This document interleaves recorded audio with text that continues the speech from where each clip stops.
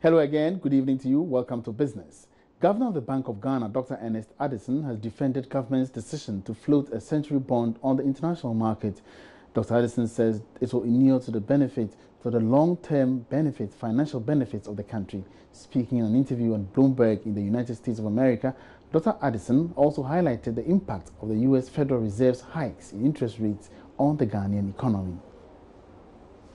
Good idea to look at the longer term. This is what the finance minister was looking at, the longer term financial needs of Ghana. However, we are also focused on the importance of debt sustainability. So we are trying to manage the contraction of debt to be consistent with our fiscal framework.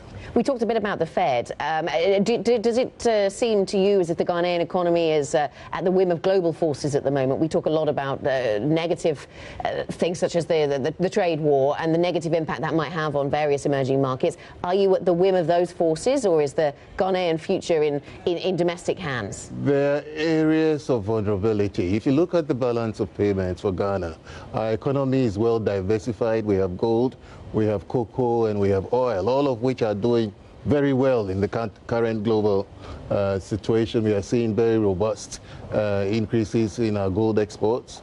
We have seen our oil exports also jumping up by nearly $1 billion. So yes, in terms of the balance of payments, the impact has been very strong. I'm not sure if the trade wars have yet impacted on export volumes, for example. But on the other hand, we have the issue of the interest rates and the vulnerability from the non-resident holders of our bonds. And that's where the current weaknesses appear. The National Board for Small-Scale Industries, NBSSI, says it is looking forward to the implementation of the National Policy for SMEs. Executive Director of the National Board for Small-Scale Industries, Kosi Yankee, said the policy, when implemented, will help resolve the persistent funding challenges facing the sector. The National Policy for SMEs, which is currently at the Ministry of Trade and Industry, when implemented, will create an SME-friendly business environment, facilitate acquisition of modern and appropriate technology, and inculcate an entrepreneurial culture. Speaking at the Engine program in Accra, Executive Director of the NBSSI, Kosi Yankee, said she looks forward to its implementation in November this year. And when we talk about strengthening NBSSI, over the years, there's never really been a strong policy on micro MSME policy. And currently, the MOTI has been working on it for some time now. Now, with that, we'll be able to build on and stand on and also look and when we're talking about transformation, really building the capacity of the staff, really institutional strengthening, right, which becomes like what types of programs are we delivering that is in alignment with the work and the government policies that it's delivering. You're also looking at it in terms of even office buildings. How do they look like, because people always want to be associated with something that is good. Country Director of Department for International Development, Andrea Collin, said his office is doing more by way of support to businesses in Ghana. Engine's program is part of wider UK government efforts to support economic development in Ghana. In line with the Government of Ghana's Beyond Aid agenda, DFID is focused on supporting Ghana to stimulate investment and improve the ease of doing business and mobilize Ghana's own domestic resources to create jobs and prosperity.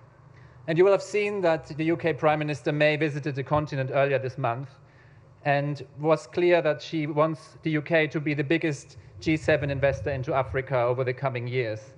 And you might also be aware that we had a major investment summit opened by His Excellency the President just last weekend and attended by over 50 UK companies, which we will hope will bring a lot of investment into Ghana. The Engine program was organized by the British High Commission in collaboration with the Department for International Development, DFID.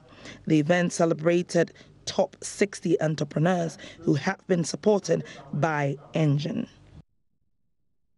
The growing trend of Ponzi schemes and panic withdrawals in the financial sector has left the Securities and Exchange Commission, SEC, with no other option but to stiffen enforcement of regulations.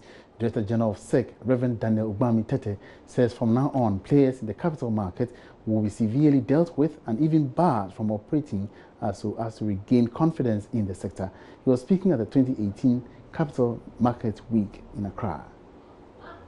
The forum heavily concentrated on best ways of regaining trust in the capital market.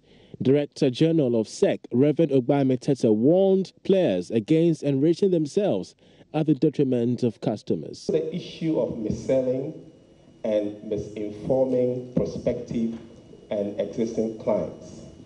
This is typically done through personal selling as well as advertising using mass media and social media. It's important for all market operators to understand that you can neither lie to investors nor misinform them.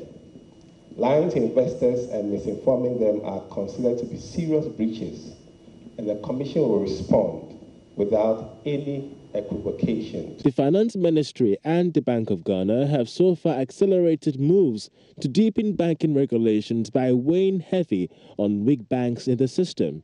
Ken Oforiatta is Finance Minister. Decisions have saved some jaws, assured depositors of their money. In the course of this year, will ensure that the financial sector is cleaned up fully and healthy, and that the sector is much better positioned to support credit and economic transformation. But we must have a total cleanup as we exit the IMF, so that next year we'll enter it with a new ball, with just a new sense of purposefulness.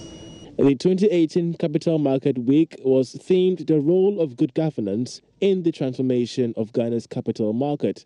The 3-day forum ends on Friday, August 26th. The president of the Ghana Chamber of Mines, Eric Esubontin, is appealing to government to pay attention to the manufacturing sector in order to support local businesses participate effectively in the supply of imports in the mining sector. Data from the Minerals Commission indicates that the proportion of imports procured exclusively from local manufacturers has declined from 78% in 2014 to 63% in 2017. Sheila Tamaklo reports. Under the Minerals and Mining Act 2006, Act 703, and the Minerals and Mining General Regulations 2012, it is required, among other things, that mining companies procure inputs from Ghana to the maximum extent possible, consistent with the economy's safety and efficiency. Although the statute enhanced local content participation, recent challenges in the manufacturing sector has led to a decline in inputs procured. Speaking at a forum held by the Ghana Chamber of Mines, the president of the chamber, Eric Esubontin, urged manufacturers to step up their performance to enhance revenue retention locally. It makes business sense to procure your inputs or your key inputs from within the country. You look at the value chain, or I would say the lead time for importing some of these items. It takes longer. If it does take longer, then it means you have to lock up a lot of money in terms of your stock. If you can procure some of these inputs from within the country, you have a shorter lead time. You don't have to lock up a lot of money in terms of keeping a high value in stock.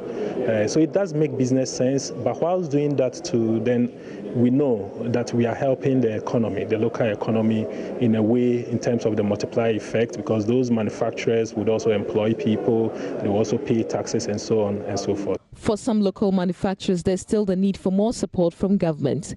Kingsley Letcher is the marketing manager for Nexan Cable Metals Ghana Limited. The market is now a global market where all kind of people from all sorts of countries are trying to sell into the country. So it doesn't make sense for us to be producing uncompetitively at higher cost.